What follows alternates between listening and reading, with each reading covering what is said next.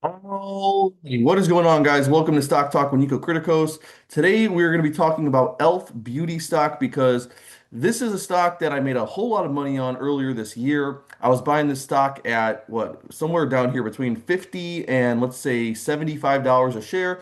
I doubled my money. I sold in probably June or July. And then now the stock is down over 33% right now because their earnings report was not the best. It wasn't that bad, but investors are not liking it. So here we go. E.L.F., which declined to release full year guidance last quarter, is expecting full year revenue to be between 1.55 to 1, so let's just say $1.5 billion, implying 18% to 20% sales growth. That's far below the $1.6 billion analysts were expecting. Not really. It's not that big of a difference.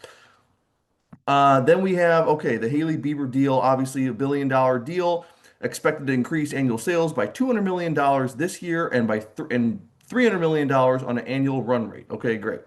Then we have Rhodes' expected contribution to sales represents about 13% of the revenue forecast, highlighting just how important the deal is to E.L.F.'s future. Okay, great. On the profitability side, E.L.F. reported a full year adjusted earnings per share to be between 2.8 and 2.85. Now, this one is bad, far below expectations of 3.5. That's a big difference, okay? And in addition to guidance, E.L.F. missed revenue estimates, but beat on earnings, blah, blah, blah. EPS of 68 cents versus 57 cents. So they beat there. That's good. Then we have revenue miss of 344 million versus 366 million was expected. The company's reported net income for the 3 month period was $3 million, or 5 months compared with 19 million prior. Okay, so that's bad. That's a big drop off, right? Excluding one-time items related to stock-based compensation and non-alpha earnings of 68 cents per share. See, so it's just those one-time items that really hurt the EPS. Sales rose to 344 million, up about 14% from 301 million. That's good. Uh, let's see, misses on revenue and guidance. Didn't release guidance last quarter. We actually beat both the sales that we delivered as well as the guidance. E.L.F., which primarily sources its make. This is important. Sources its makeup from China has seen its profitability crushed by Trump's tariffs.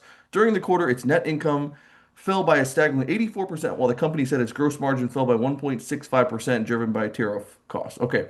The second quarter is expected to see the greatest hit from tariffs, and the impact is expected to moderate sequentially from there. In response to tariffs, we took our prices up $1. That was effective August 1st. So you're seeing tariff impact without pricing in this quarter. Okay, in the second half of the year, gross margin will actually improve sequentially. There we go. Good news. In the absence of major product launches from its namesake brand, the business is growing about 40% year over year. Fantastic. Phenomenal. It launched in, let's see, Sephora stores nationwide in September and was the biggest brand launch the retailer has seen. Okay, fantastic. It was 2.5 times bigger than the number two, blah, blah, blah. So we got all that information. Then we look at the PE ratio. This stock has traded at a very high PE the last couple of years just because it's a high growth company, right? PE ratio of normally like a 60, 70 to 80. And as of yesterday, it was at 70 times trailing earnings, which is a lot, okay? But again, it's a fast growing company. You look at the companies, even right here, so forward PE is still, it's pretty high. It's been all over the place. Back in March and April this year, it got as low as a 16, probably even cheaper than that. And then it's been as high as a 61. But in general, we'll say around a 30, 35 is probably fair, okay? Now, we come down here again, 19% revenue growth. This 3.4 number is now supposed to be lower, right? And now it's going to be 2.8. So it's a big drop off, and that's not good. But if we do some calculations here, we could see that, okay, let's say they do 2.8 this year, right? And let's say we multiply times 30, that's $84. Okay. So we're right around that share price. All right. So the stock is like kind of fair valued right now, I would say. It's fair valued.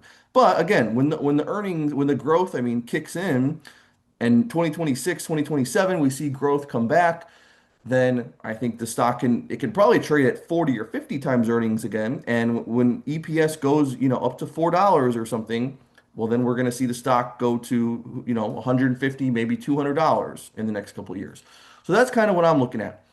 I bought a little bit of shares just so I can keep an eye on it. The other things to notice here was look at the last couple weeks here, maybe the last week, I would say, last couple of days, we see a lot of Robinhood retail investors on there, which I'm not super concerned with, but the hedge funds I am concerned with because that says a lot more.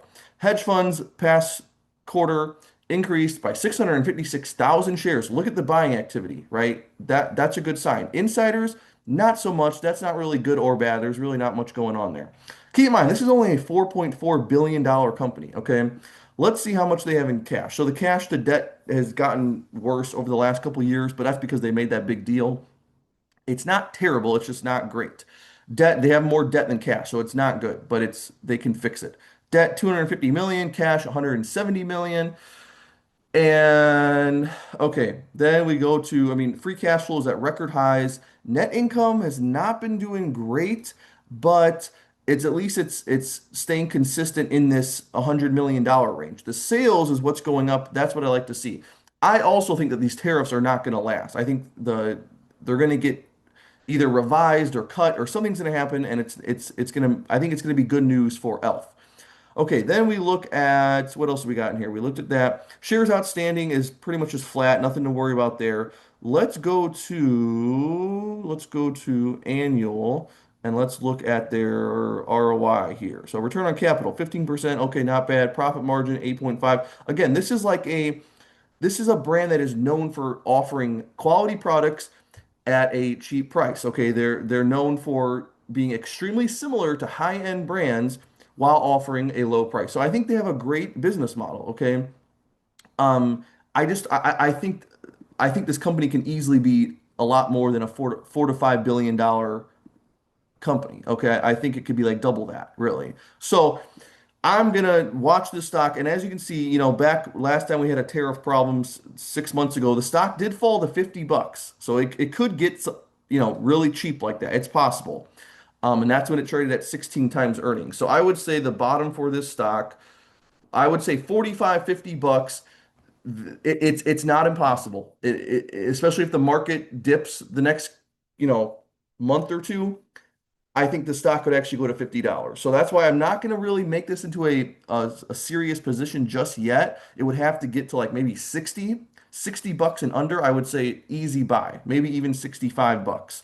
Um, but as of right now, it's just I'm watching closely. I mean, this stock was literally just hanging out at $140 for, pretty much all summer throughout the fall. So I like the stock. I like the business model. It's just you know, there's a lot of different things to take into consideration. The tariffs, is the market going to come down soon? We have, interest rates changing. We have lots of different stuff going on. So I'm going to watch this stock. If it goes to like 65 bucks, I'm going to probably turn it into a bigger, a more serious position. But that is all for today. Let me know what you guys think, and I will see you in the next video.